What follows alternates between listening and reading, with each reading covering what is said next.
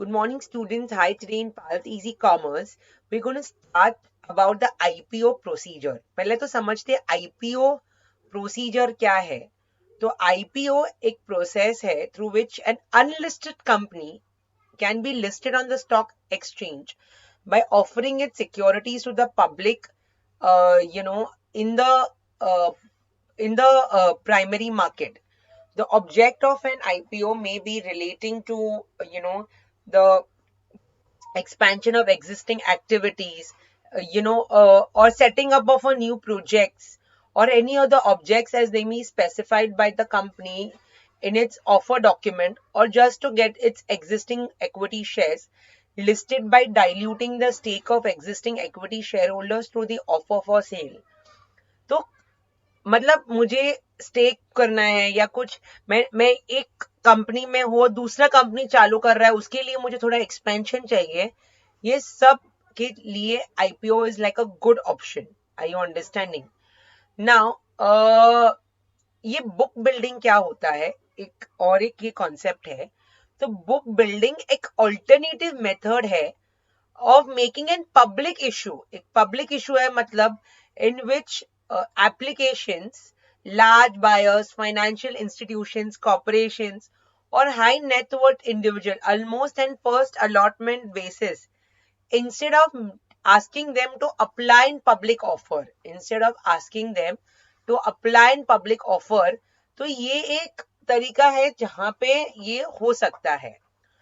अभी जो भी है ये आईपीओ का ये तरीका क्या है, ये प्रोसीजर क्या है, पहला ये देखते हैं.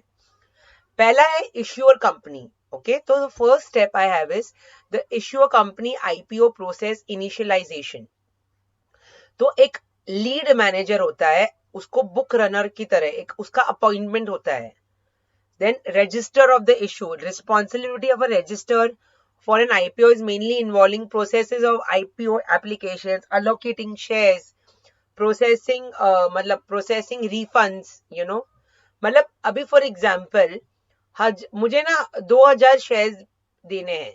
ओके, एग्जाम्पल में दे रही हूँ, और एटलीस्ट मुझे 10,000 एप्लीकेशंस आए हैं, तो सब लोगों को तो शेयर्स नहीं मिलेगा. तो आधे जन को रिफंड और रिग्रेट लेटर जाता है, और जिसको मिला उसको अलॉटमेंट लेटर्स मिलते हैं. Appointment of syndicate members such as brokers, underwriters, ये पहले प्रोसेस में ये सब होता है. उसके बाद इसमें जो लीड मैनेजर सिलेक्ट हुआ है, तो लीड मैनेजर का प्री इशू रोल पार्ट 1 क्या है. तो preparation of draft order prospectus document for IPO, filing of draft offer prospectus with SEBI, organizing road shows for promotion of the IPO. In case of large IPO, kabhi, they do like lot of promotion, basically. वो एक SEBI को prospectus भी देना पड़ेगा. Are you understanding? तो ये खाली ready करके रखना है. फिर अभी मैं SEBI के पास आ रही हूँ. तो सेबी क्या करता है, SEBI reviews the draft offer prospectus, reverts draft offer prospectus back to lead manager if clarification or changes are needed. SEBI approves the draft offer prospectus. The draft offer prospectus is now becomes offer prospectus. एक बार approve हो गया तो अभी वो offer prospectus बन गया once SEBI has reviewed it. उसके बाद I have is the lead manager pre issue role part 2. तो वो ये लीड मैनेजर क्या करेगा, submission of the offer prospectus to stock exchanges and register of the issue for approval, decision on the issue date, कभी ये आएगा with the help of the issue company. उसके बाद modification of offer prospectus with date and price band. So document is now called as a red herring prospectus. मतलब red herring prospectus मतलब क्या, date price band वो पूरा अभी आ गया, तो उसको अभी बोलते हैं रेड हेरिंग प्रोस्पेक्टस. ओके, उसके बाद red herring prospectus and IPO application forms are printed and posted to syndicate members through which they are distributed to investors. So that is the second part. Are you understanding? तो ये सब जो मैंने किया ये lead manager का role है. Are you understanding? उसके बाद बिडिंग. अभी बिडिंग क्या होता है, so bidding for the public issue by investors. So public issue is open for investors bidding. Currently, SEBI regulations require the bidding period to be completed in a minimum of 3 working days and a maximum of 10, where investors fill the application forms and place orders to the syndicate members.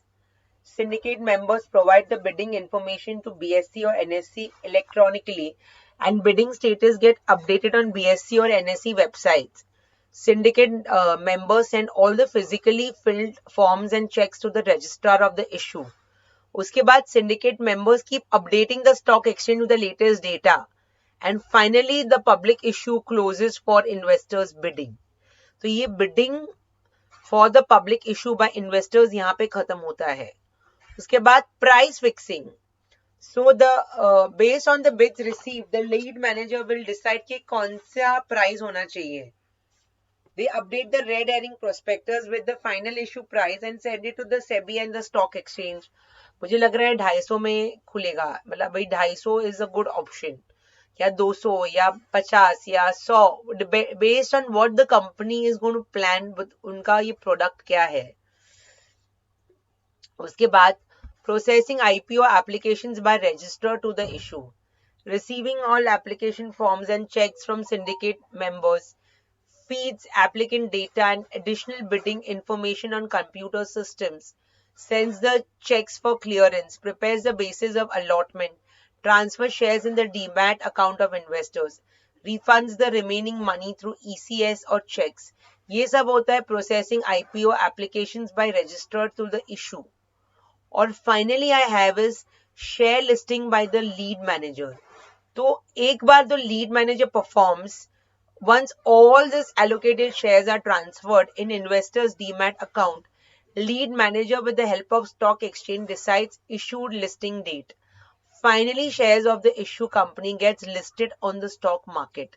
तो ये पूरे steps से मतलब एक story के form में है कि पहले ये हुआ, उसके बाद ये हुआ, उसके बाद ये हुआ, एंड फाइनली मेरा लिस्टिंग हो गया because of a lot of people involved. So this is the way an IPO procedure, comes up with a new issue. Thank you, students. I hope the steps and the process has become very easy, and the source for the same has been taken by me from Manan Prakashan. Thank you, students.